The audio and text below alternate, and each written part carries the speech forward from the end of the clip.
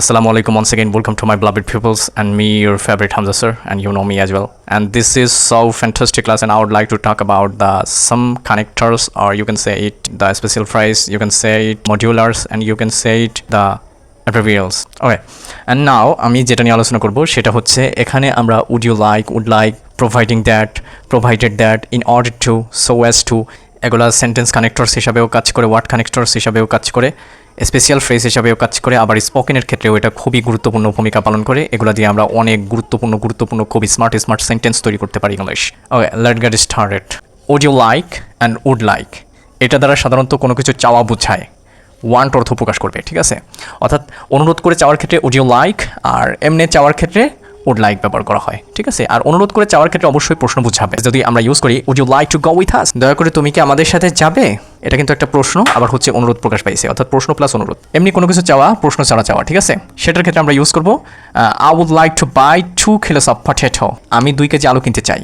এখানে দেখো would you like যেটা শুরুতে বসছে, আর এখানে উড লাইক সাবজেক্টের পরে বসছে, ঠিক আছে? তাই প্রশ্ন বুঝাইলে তো অবশ্যই এখানে উডটা মডেল অক্সিলারি, আর সেটা অবশ্যই তোমার হচ্ছে প্রশ্ন বুঝালে সেটা সাবজেক্টের সামনে চলে যাবে। অ্যাসার্টিভ সেন্টেন্সের ক্ষেত্রে সেটা অবশ্যই সাবজেক্টের পরে বসবে, এইটুকুই পার্থক্য, আর কিছু না। এবার আসি প্রোভাইডিং দ্যাট অথবা প্রোভাইডেড দ্যাট, অর্থাৎ এটা প্রোভাইডিং আবার প্রোভাইডেড আলাদাভাবে এটা ব্যবহার করা যায়। তো এটা সাধারণত ইফ অথবা ইন কেস এর মতো কাজ করবে, আর এর অর্থ হচ্ছে যদি অর্থ বহন করবে, ঠিক আছে? We shall play providing it does not rain, আমরা খেলবো যদি বৃষ্টি না আসে। এখানে যদি অর্থ প্রকাশ পাইছে, কি অর্থ প্রকাশ পাইছে? যদি অর্থ। এখানে প্রোভাইডিং দ্যাটটাও ইউজ করা যাবে, এই জন্য আমি এখানে ব্র্যাকেট দিছি স্পেশাল করে। এখানে দ্যাটটা দিলেও হয়, না দিলেও হয়, সেন্টেন্স উভয় কারেক্ট। প্রোভাইডিং যখন মাঝখানে বসবে তখন প্রোভাইডিং অথবা প্রোভাইডেড, হ্যাঁ, তারপরে তুমি দ্যাট না দিলেও চলবে। কিন্তু যদি এই প্রোভাইডিং অথবা প্রোভাইডেড যদি শুরুতে বসে তখন কিন্তু তার সাথে দ্যাট দিতে হবে। Provided that the weather is bad we will not go outside, okay? যদি আবহাওয়া খারাপ থাকে আমরা বাইরে যাব না, অর্থাৎ আমরা প্ল্যান করলাম যে আজকে বিকালে ঘুরতে বেরোবো, বাইরে বেরোবো। যদি আবহাওয়া খারাপ থাকে বললাম যে আমরা বাইরে যাব না, ঠিক আছে? এবার আসি ইন অর্ডার টু আর সো অ্যাজ টু, দুইটার কাজ একই। এটা হচ্ছে টু এর অর্থ বহন করবে, ঠিক আছে? কোনো কিছু করার উদ্দেশ্য প্রকাশ করতে আমরা ইন অর্ডার টু আর সো অ্যাজ টু ব্যবহার করে থাকি।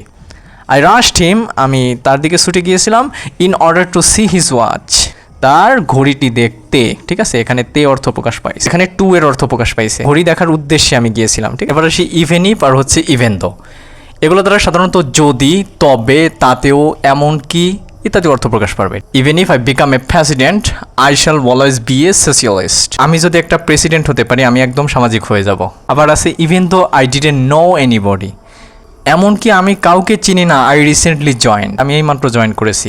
এখানে এমনকি আর হচ্ছে যদি অর্থ প্রকাশ পাইছে, ঠিক আছে? এখানে যদি অর্থ, আর এখানে পাইছে হচ্ছে এমনকি অর্থ প্রকাশ পাইছে। এবার আসি হাউ অ্যাবাউট আর হচ্ছে হোয়াট অ্যাবাউট। হাউ অ্যাবাউট আর হোয়াট অ্যাবাউটের একই কাজ, কোনো পরামর্শ অথবা কেমন জানতে চাও ইত্যাদি অর্থে আমরা হাউ অ্যাবাউট অথবা হোয়াট অ্যাবাউট ব্যবহার করে থাকি। এদের পরে সবসময় ভার্বের সাথে আইএনজি হয়, আর হাউ অ্যাবাউট আর হোয়াট অ্যাবাউট দ্বারা সাধারণত গঠিত সেন্টেন্স সবসময় ইন্টারোগেটিভ হবে। How about going to the cinema today, cinema যাওয়া কেমন হয়? হোয়াট অ্যাবাউট দ্য চিলড্রেন, বাচ্চাদের কি খবর? হোয়াট অ্যাবাউট দ্য চিলড্রেন, এখানে জানতে চাওয়া বোঝানো হয়েছে, কেমন জানতে চাওয়া বোঝানো হয়েছে। এবার আসি আনলেস আর হচ্ছে ইফ নট, দুইটার একই কাজ।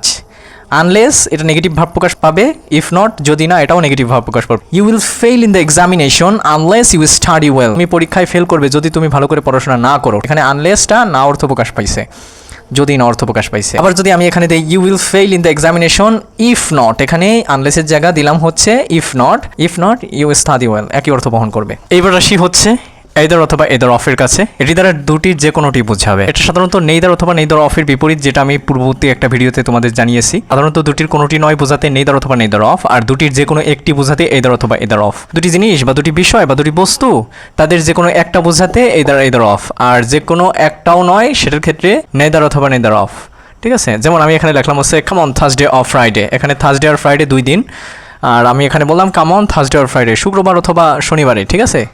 শুক্রবার অথবা শনিবারে, এই দ্য ডে ইজ ওকে, যে কোনো একদিন হলে চলবে। আবার এখানে এই একই কথা, come on Thursday or Friday nay the day is okay, বৃহস্পতিবার অথবা শুক্রবার হোক, যে কোনো একদিন না হলেও চলবে, যে কোনো একদিনও নয়, ঠিক আছে? দুইটার কোনোটিই নয়, এই যে বৃহস্পতিবারও নয়, শুক্রবারও নয়, আর এটা হচ্ছে যে কোনো একটা, বৃহস্পতিবার অথবা শুক্রবার, যে কোনো একদিন। এদার অথবা নেইদার এগুলোর পরে সাধারণত কোনো ডিটারমিনার বসলো না, কিন্তু যখন এইদার অথবা নেইদার এর পরে যখন আমরা একটা অফ দিব, এদার অফ অথবা নেইদার অফ, তখন যে কোনো একটা ডিটারমিনার দিতে হবে। সাধারণত দিস, মাই ইত্যাদি পজিটিভ ফর্ম ডিটারমিনারগুলোর বসে।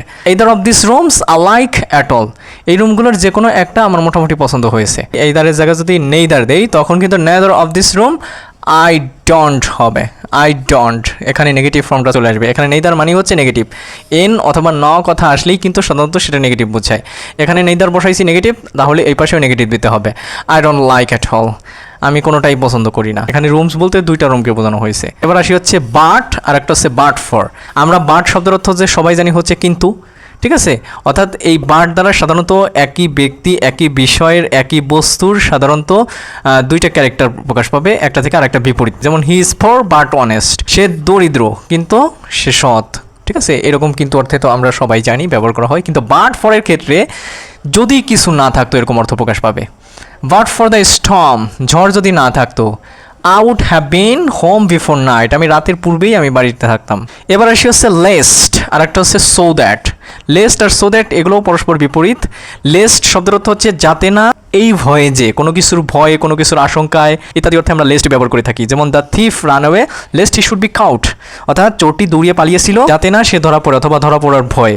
কিন্তু দেখো সো দ্যাট অথবা ইন অর্ডার দ্যাট, ঠিক আছে, সো দ্যাট আর ইন অর্ডার দ্যাট একই অর্থ বহন করবে, যাতে অর্থ প্রকাশ পাবে, ঠিক আছে, যাতে কোনো কিছুর সাপেক্ষে বোঝায়। তাহলে he is running fast so that he can catch the thief, সে দ্রুত দৌড়াচ্ছে যাতে সে চোরটাকে ধরতে পারে। এইভাবেই